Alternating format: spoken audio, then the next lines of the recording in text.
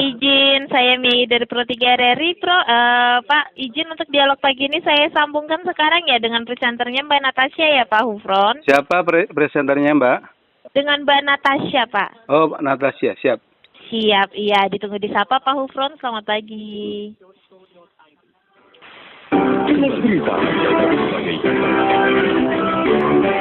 Pro 3, Jaringan Berita Nasional. Pendengar, kami masih membahas pro kontra pencabutan TAP MPR 3 pemimpin bangsa. Kali ini kami akan terbincangkan dengan pakar hukum tata negara di Jakarta pagi ini. Dan pagi ini kita akan pantau bagaimana cuaca kelautan. Selengkapnya bersama petugas dari Meteorologi Dr. Hufron SHMH. Selamat pagi Pak Hufron. Pagi Mbak Natasha, apa kabar? Sehat Pak Hufron, bagaimana kabarnya pagi ini? Sehat.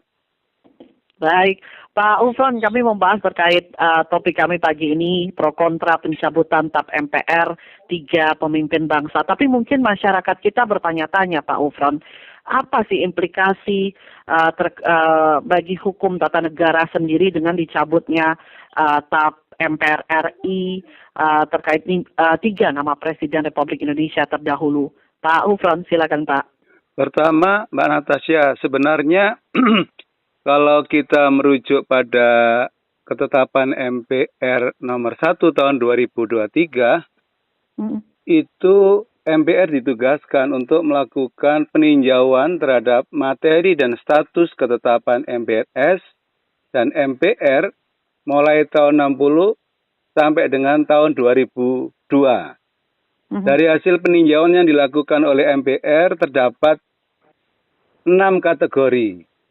Nah, dalam kaitan pertanyaan Mbak Natasha adalah bagaimana dikaitan dengan ketetapan MPR yang di banyak media itu istilahnya dicabut oleh MPR yang sekarang gitu.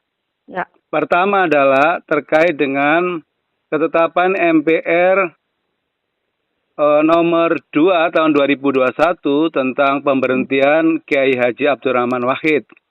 Yang nomor 2 adalah kaitannya dengan ketetapan MPR nomor 11 tahun 1998 tentang penyelenggaraan negara yang bebas dan bersih dari KKN. Yang di situ dalam pasal 4 terkait dengan untuk diadilinya Presiden Republik Indonesia HM Soeharto, termasuk TAP MPRS nomor 33 tahun 66 kaitannya dengan pencabutan kekuasaan Insinyur Soekarno. Setelah saya coba kaji, kalau dikaitkan dengan ketetapan MPR nomor 1 tahun 2023, seharusnya memang tidak perlu dilakukan pencabutan. Kalau memang betul ada pencabutan oleh MPR. Karena sampai hari ini saya belum mendapatkan kebenaran soal apakah itu betul adalah sebuah ketetapan pencabutan terhadap ketiga TAP MPR tersebut gitu. Jadi kita ini masih simpang siur apakah itu hanya pidato yang disampaikan oleh ketua MPR ataukah sesungguhnya ada pencabutan, karena sejak tahun 2011 sesungguhnya MPR tidak boleh lagi mengeluarkan ketetapan MPR yang bersifat mengikat keluar gitu. MPR hanya boleh mengeluarkan keputusan yang bersifat ke dalam hanya untuk internal MPR melalui peraturan tata tertib MPR gitu. Nah, oleh karena itu menimbulkan pro dan kontra, karena kalau bicara soal kaitan dengan misalkan ketetapan MPRS 33 1966 itu terkait dengan pencabutan kekuasaan Presiden Insinyur Soekarno, dan kemudian ketetapan MPR nomor 2 tahun 2001 itu termasuk kategori yang ke-6, yaitu adalah TAP MPRS dan TAP MPR yang dinyatakan tidak perlu dilakukan tindakan hukum lebih lanjut karena bersifat final atau ain malah, telah dicabut dan telah dinyatakan selesai. Jadi mestinya terkait dengan ketetapan Presiden Abdurrahman Wahid dan Insinyur Soekarno dianggap sudah selesai, tidak perlu dilakukan tindakan hukum lebih lanjut. Terkait dengan yang ketetapan 11 tahun 2098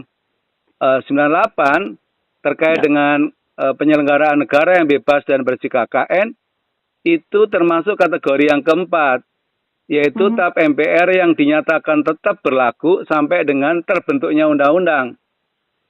Ternyata secara yuridis itu ada Undang-Undang Nomor 28 tahun 1999 tentang penyelenggaraan negara yang bebas dan bersih dengan KKN, sehingga mestinya tidak perlu lagi ada tindakan pencabutan terhadap TAP MPR nomor 11 tahun 1998 gitu. Oleh karena itu yang menimbulkan pro dan kontra, apakah betul bahwa ini ada pencabutan atau sekedar pidato gitu kira-kira Mbak Natasha? Oh, oke. Pak Ufron, kalau kami lihat informasi yang kami dapatkan ini kesepakatan pada rapat pimpinan MPR pada tanggal 23 Agustus 2024 ini informasinya pimpinan MPR sudah menegaskan bahwa sesuai pasal 6 TAP nomor 1 MPR tahun 2023 tentang peninjauan materi dan juga status hukum seluruh TAP MPRS dan juga TAP MPR mulai tahun 1960 sampai dengan 2002. Nah, TAP MPRF ini untuk pada tahun 1967 telah dinyatakan tidak berlaku lagi begitu. Kalau informasi yang kami dapatkan, menurut Pak Ufron seperti apa? Iya, jadi seperti yang saya sampaikan tadi bahwa sesungguhnya dengan hasil peninjauan kembali tadi yang disampaikan Mbak Natasha terhadap ketetapan yang terkait dengan Presiden Soeharto, ketetapan terkait dengan Presiden Soekarno dan ketetapan terhadap Kiai Haji Abdurrahman Wahid sesungguhnya tidak perlu dilakukan tindakan hukum lebih lanjut karena itu dianggap sudah bersifat final gitu. Nah, itulah yang kemudian menimbulkan pro dan kontra di masyarakat terkait juga dengan pertanyaan Mbak Natasha, sebenarnya ada apa dan kenapa MPR membuat suatu keputusan yang sesungguhnya keputusan itu sebenarnya sudah otomatis berlaku sesuai dengan ketetapan MPR nomor 1 tahun 2023 gitu. Maka muncul ada dugaan-dugaan yang tentu ini adalah dugaan yang bersifat politik yang kemudian sulit dibuktikan adalah terkait dengan jangan-jangan ini akan dijadikan sebuah model terkait dengan apa yang disebut dengan amnesti atau pengampunan terhadap presiden-presiden di masa lalu gitu.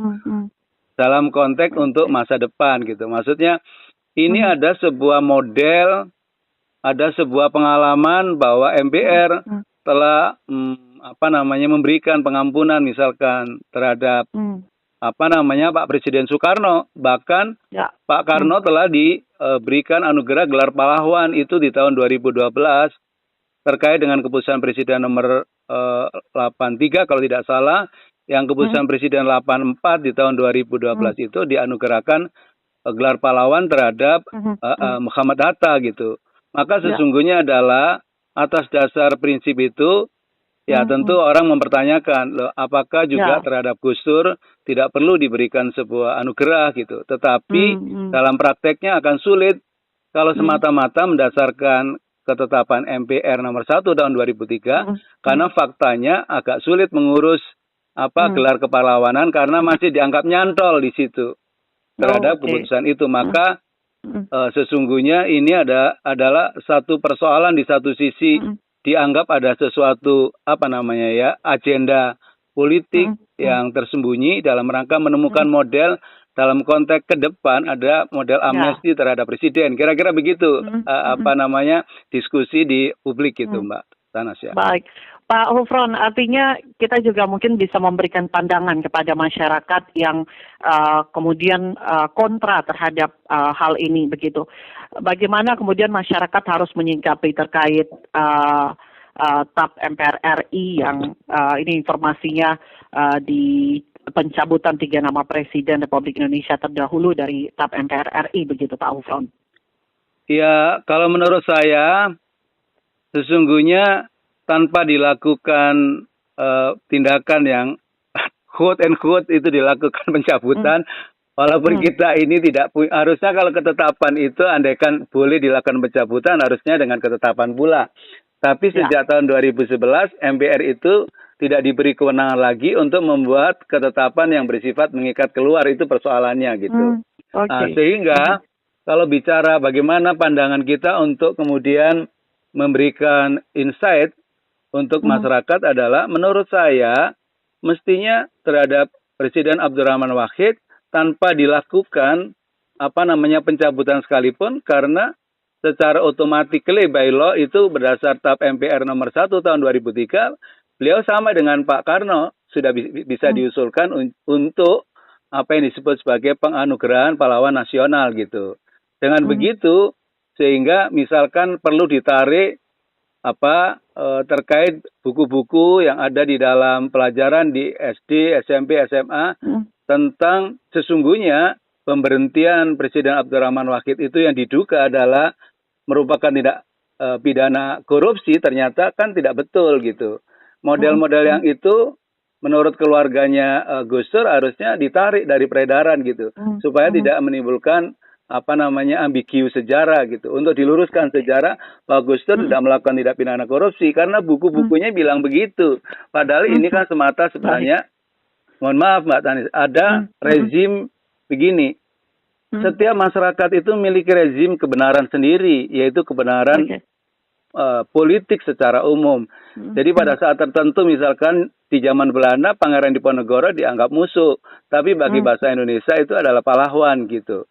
Ya tentu mungkin pada saat itu Gus Dur ya dianggap kemudian melakukan sebuah pelanggaran konstitusi, tapi di sisi lain Gus Dur menganggap bahwa itu menegakkan konstitusi dan kemudian tidak ada peradilan secara pidana gitu. Oleh karena itu ini tidak ada kepastian hukum. MPR menganggap membuat legacy, tetapi saya nggak tahu itu melalui sambutan atau pencabutan gitu. Karena kalau melalui pencabutan ya seharusnya memang tidak memiliki kewenangan. Tapi menurut saya terlepas dari pro dan kontra itu, saya kira soal Gus Dur di satu sisi, Pak Karno di sisi lain, misalkan kemudian Pak Harto di sisi lain, menurut saya nobody perfect. Tidak ada seseorang yang sempurna. Tentu di balik kelebihan dan kelemahannya, ketika presiden itu telah mendedikasikan hidupnya, waktu, tenaga, pikirannya buat bangsa dan negara. Menurut saya juga pantas kalau kemudian negara ini memberikan sebuah rekognisi atau pengakuan terhadap dedikasi beliau. Saya kira gitu Mbak Natasha. Baik, Pak Ufron, terima kasih sekali waktunya bersama Pro 3 RRI Pak. Sama-sama, semoga bermanfaat. Terima kasih, sukses selalu, sehat selalu Pak Ufron. Sama-sama. Terima kasih. Mereka demikian tadi perbincangan kami dengan pakar hukum tata negara dari Universitas 17 Agustus 1945 Surabaya, Dr. Hufron SHMH. Sesaat lagi kami akan menemani Anda dalam Warta Berita pukul 8 waktu Indonesia Barat.